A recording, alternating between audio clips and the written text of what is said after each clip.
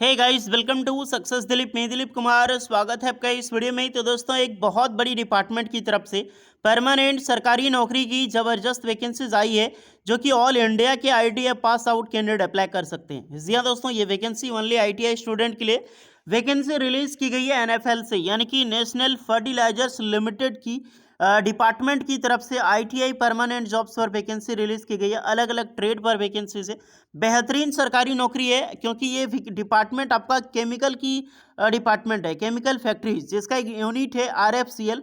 इसी डिवीजन से रिक्रूटमेंट निकाली गई है। एनएफएल ये मेन लीड करती है डिपार्टमेंट। यही ग्रुप ऑफ कंपनी, जैसे कि टाटा ग्रुप है, टाटा ग्रुप में टाटा स्टील भी आता है, टाटा मेटालिक्स भी आता है, लेकिन टाटा मेटालिक्स को टोटली लीड करती है टाटा स्टील। बिल्कुल उसी प्रकार से ये वैकेंसी आरएफसीएल से निकाली गई है, लेकिन ये लीडिंग कंपनी कौन है? एनएफएल। तो अगर आप अभी तक नहीं जान पाए इस तरह की रिक्रूटमेंट को लेकर, तो बहुत बड़ी मिस्टेक कर रहे हैं। आरएफसीएल एक बहुत बड़ी डिपार्टमेंट है, इसमें ज़रूर अप्लाई करना। मैं इस वीडियो में टोटली डिटेल वाइज बताऊंगा। अंतिम मौका है आप सभी आईटीआई स्टूडेंट के लिए अप्लाई करने का, ज़रूर और जल्दी ज़रूर अप्लाई करें। मैं इसमें टोटली बताऊंगा एग्ज़ाम सिलेबस क्या होता है, यानी कि क्या चीज़ें आपको पढ़नी चाहिए जो कि आप इस एनएफएल का एग्ज़ाम्स क्लियर कर सको फर्स्ट अटेम्प्ट में। क्या चीज़ें पढ़नी चाहिए, क्या चीज़ें नहीं पढ़नी चाहिए। देखिए, किसी भी गवर्नमेंट एग्ज़ाम्स को क्वालिफाई करना इजी और टफ खुद आप बनाते हैं। इसका सबसे बड़ा मैटर है सिलेबस जानना। अगर आप किसी एग्ज़ाम को क्रैक करना चाहते हैं, चाहे आप यूपीएससी ही क्यों नहीं क्रैक करना चाहते हैं, उसका सिलेबस आपको 100% पता है, तो यहीं पर आप 20% क्वालिफाई कर चुके हैं एग्ज़ाम। तो हर एग्ज़ाम का यही रूल होता है, आपका सिलेबस जानना, क्योंकि चीज़ें आपको वही पता है कि हमें पढ़ना क्या है। जिसमें पता ही नहीं आपको पढ़ना क्या है, तो आप क्या ही एग्ज़ाम क्वालिफाई करोगे। तो इसमें एग्ज़ाम सिलेबस की मैं बात करूँगा, एग्ज़ाम सेंटर आपकी कहाँ होगी ये बात करूँगा, किस तरह की नौकरी आपको मिलेगी, सब कुछ डिटेल में बात करते हैं। आइए वीडियोज़ में आगे बढ़ते हैं। इससे पहले रिक्वेस्टेड होगी, चैनल पे नए हैं तो सब्सक्राइब कर लें, बेल आइकन को प्रेस कर लें, वीडियोज़ को लाइक करके आप अपना ट्रेड ज़रूर कमेंट कर दें। चलिए पहले चलते हैं नोटिफिकेशन की ओर। देखिए गाइस, ये है ऑफिशियल नोटिफिकेशन। ये वैकेंसी आपने अगर पहले फॉर्म भर लिया है तो दैट्स गुड। मैं इस वीडियो में आपको फॉर्म नोटिफिकेशन की जानकारी नहीं दे रहा हूँ।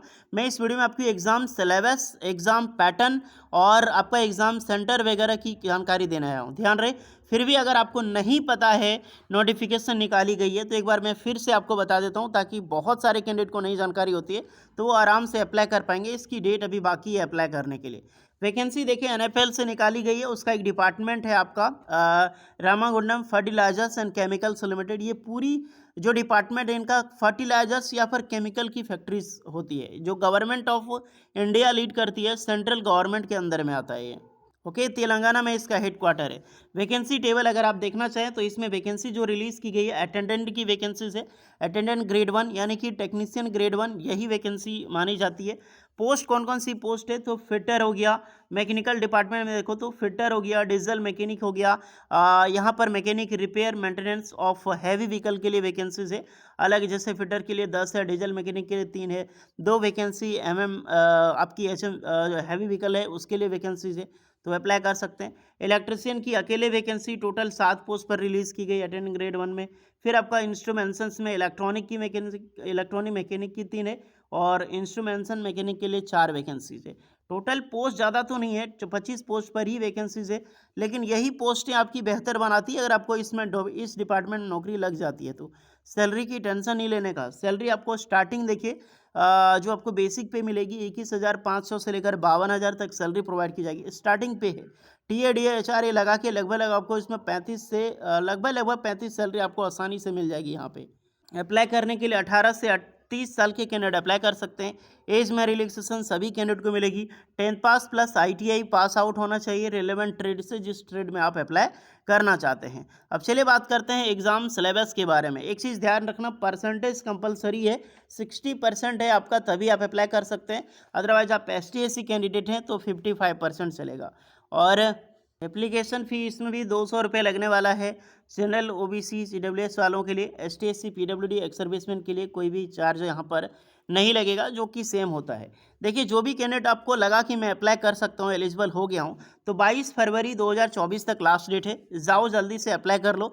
ध्यान रखना, इसकी वीडियो मैंने पहले ही बना दी है, ये आपको सिर्फ रिमाइंडर कर रहा हूँ और एग्जाम पैटर्न, एग्जाम सिलेबस के बारे में बता रहा हूँ। तो काफ़ी सारे कमेंट करते हैं, अभी बता रहे हो, ये बहुत पहले मैं बता चुका हूँ। ये सिर्फ एक रिमाइंडर के लिए होता है। और यहाँ पर मैं एग्ज़ाम सिलेबस डिस्कस करता हूँ, जो कि इस वीडियो में भी बताया था कि एग्ज़ाम सिलेबस के बारे में हम सेपरेट वीडियो लाएंगे। तो ये वीडियो है एग्ज़ाम सिलेबस के बारे में। देखिए गाइस, इस एग्ज़ाम को पास आउट करने के लिए यहाँ पर 2 स्टेज से आपको गुजरना होगा, यानी कि नौकरी पाने के लिए। सिंगल स्टेज जो आपका होगा वो आपका सीबीटी एग्ज़ाम्स होगा फर्स्ट स्टेज में।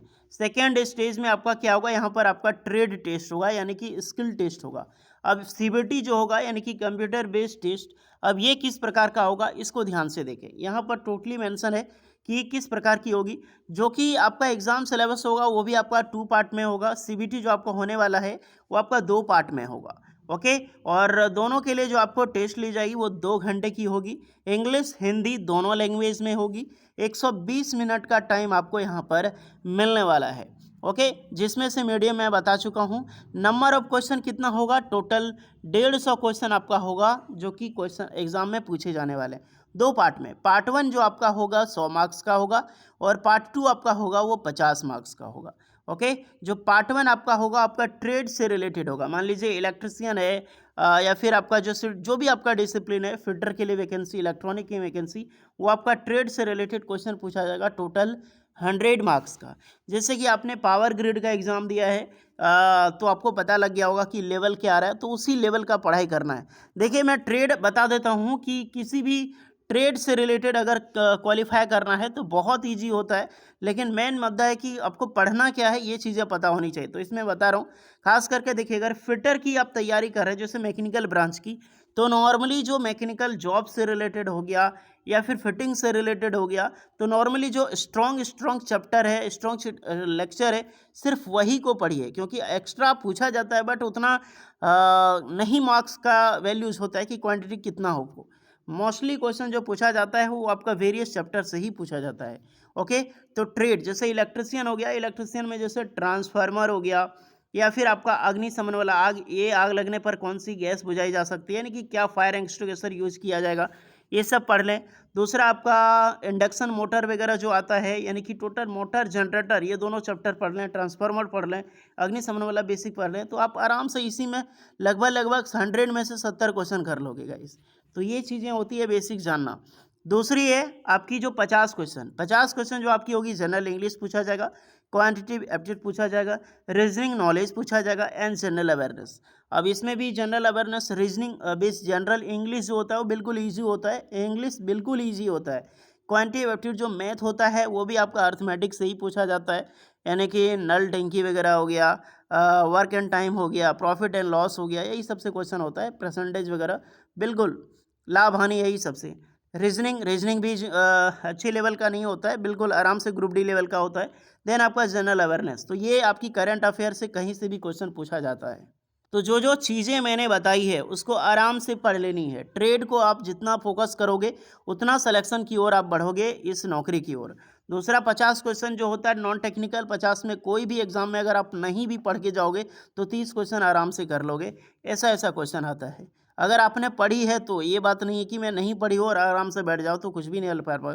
पढ़ी है तो रिवीजन नहीं करना है, फिर भी आप आराम से कर लोगे, ओके। जब आप एग्ज़ाम क्वालिफाई कर लोगे तो उसके बाद आपका होगा स्किल टेस्ट, ट्रेड टेस्ट। तो ट्रेड टेस्ट में आपको पता ही है, जो ट्रेड से आप बिलोंग करते हैं उसी ट्रेड से आपका प्रैक्टिकल क्वेश्चन पूछी जाती है। जैसे कौन सा जॉब बना सकते हैं, या फिर ये कौन सा जॉइंट है, प्लायर किसे कहते हैं, एसी-डीसी लाइन किसे कहते हैं, फिटर में आपकी जॉइंट वेंचर किसे कहते हैं, इस तरह से क्वेश्चन होगा। अब कुछ मैं बता दूं, एग्ज़ाम सिलेबस के बारे में आपको पता चल गया, यही चीज़ें आपको पढ़नी है। एग्ज़ाम कहाँ पर होंगे ये भी एक बार देख लो। एग्ज़ाम देखिए अलग अलग जितने भी ट्रेड टेस्ट हैं, जैसे अहमदाबाद, बेंगलुरु, मतलब ऑलमोस्ट जो आपके सिटी है, जैसे कि मैं झारखंड से बिलोंग करता हूँ, तो झारखंड में जो रांची है वहाँ पर एग्ज़ाम्स होगा। अब मान लीजिए कोई बिहार से है तो उसकी पटना में एग्ज़ाम्स होगा, यानी कि हर एक स्टेट के कैपिटल में उनका एग्ज़ाम्स होगा, ये कंपलसरी होगी। यानी कि स्टेट की जो, जिस आप स्टेट से बिलोंग करते हैं उसकी जो कैपिटल है, मान लीजिए आप झारखंड से हो तो रांची में, बिहार से पटना में, वेस्ट बंगाल में तो कोलकाता में, महाराष्ट्र में तो मुंबई में एग्ज़ाम्स होगा, नागपुर में भी हो सकता है क्योंकि वो बड़ी सिटी है, यूपी में हो तो आपका लखनऊ में होगा। तो इसी तरह से आपका होगा। होपफुली आपने ट्रेड जान ली, आपने फॉर्म से रिलेटेड जानकारी और सिलेबस जान लिया। कुछ डाउट हो रहा है सिलेबस के बारे में तो कमेंट करके आप बता सकते हैं, टोटली हेल्प एंड रिप्लाई की जाएगी। वीडियो इस पर लगी हो लाइक शेयर एंड सब्सक्राइब करें। मिलते हैं नेक्स्ट वीडियो में, तब तक के लिए जय हिंद।